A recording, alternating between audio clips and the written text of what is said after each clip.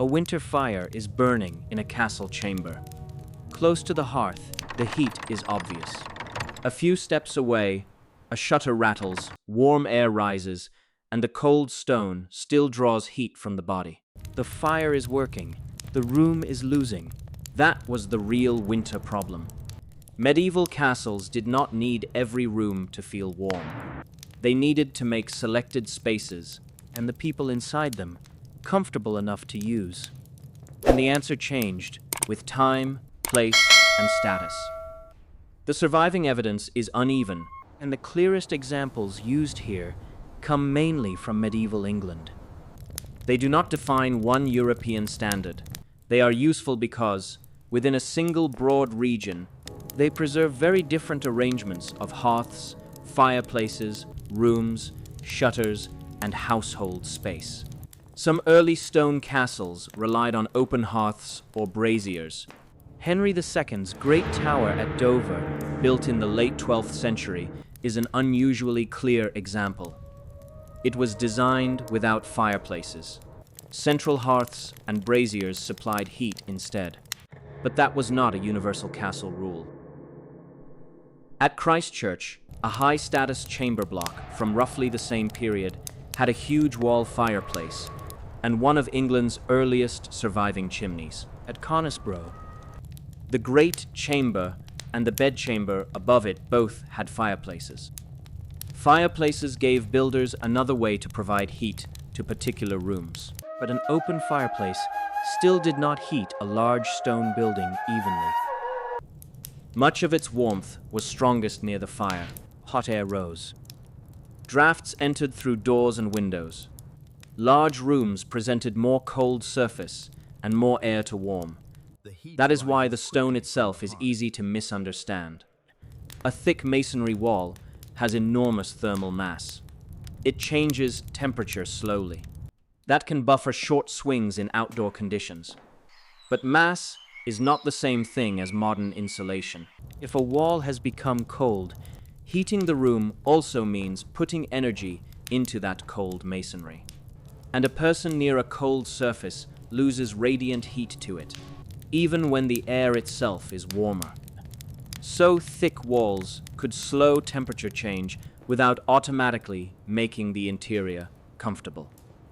The next part of the system was controlling openings. In early medieval buildings, most domestic windows were unglazed. Glass was expensive, and shutters were widely used. Closing a timber shutter reduced wind and drafts, but it also reduced daylight. Later medieval elite rooms could have more glazing, yet windows still represented a trade-off between light, display, ventilation, and heat loss. Inside, textiles could change how a room felt without turning the stone wall itself into insulation. Wall hangings and tapestries placed a warmer surface between the body and cold masonry. Screens and curtains could also interrupt air movement. At Stokesay, a timber screen divided the great hall from the service end and helped protect the hall from drafts. This leads to the most important idea. Medieval warmth was often localized. Room geometry mattered as much as the size of the fire. A tall hall roof gave warm air a large volume to rise into, while doors serving a busy household repeatedly disturbed the air below. A smaller chamber could be closed more easily and brought people closer to the hearth. Timber partitions could subdivide larger interiors, creating inner and outer rooms, rather than asking one fire to serve an undivided space. This was not central heating. It was control of occupied space. A great hall was difficult to heat. It could be tall, broad, busy, and repeatedly opened to circulation from service areas. Even where it had several fireplaces, as John of Gaunt's late 14th century Great Hall at Kenilworth did, the room was not a uniformly heated box. Heat remained concentrated around particular zones. Private chambers could be different. They were often smaller, more enclosed, and better furnished. At Conisbrough, The lowest levels of the Great Tower were deliberately much less habitable, while the upper Great Chamber and Bedchamber had fireplaces.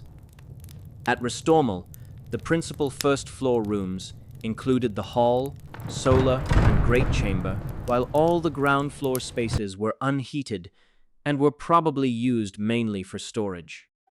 Floor level did not follow one universal rule.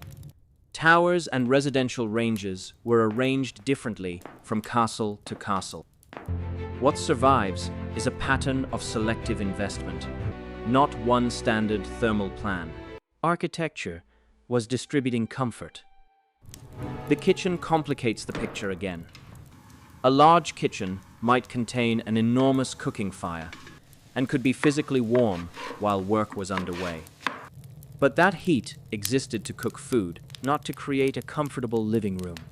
Smoke, labor, food preparation, and constant movement made a kitchen very different from an elite chamber. The same castle could therefore contain a warm hearthside chamber, a drafty hall edge, a hot working kitchen, and an unheated storeroom at the same time. Then there was the smallest, heated space of all, the human body. Clothing mattered. So did bedding. Late medieval inventories and other records describe beds as layered systems of mattresses or featherbeds, sheets, blankets, coverlets, pillows, and, in wealthier settings, curtains and testers. Those textiles did more than display status. Layers helped retain body heat, while curtains could reduce air movement around the bed, instead of warming an entire chamber to a modern indoor temperature. People could concentrate warmth around the place where they sat or slept. That strategy depended heavily on wealth. A powerful household could command private chambers, fireplaces, glazed openings, expensive hangings, substantial bedding, and the labor required to maintain them. Lower status members of the household might sleep in more crowded, less well-appointed, or even unheated spaces. Surviving late medieval architecture shows fireplaces and better windows clustering in higher status accommodation, while some lower status rooms had fewer comforts.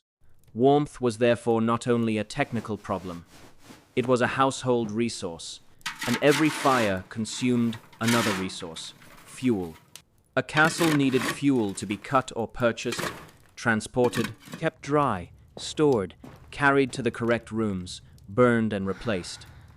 At Orford Castle, fuel for fires was stored in the basement.